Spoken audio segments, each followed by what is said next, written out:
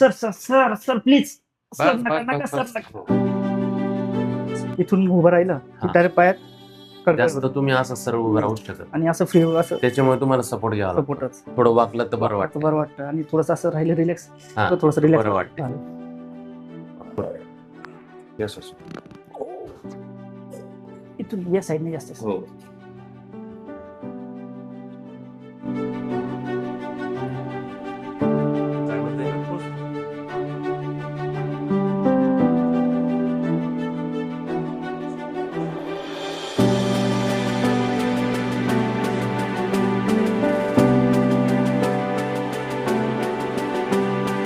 मला अगोदर मांडी घालून बसता येत नव्हतं. आता मी एकदम 50% मला रिझल्ट आला आहे.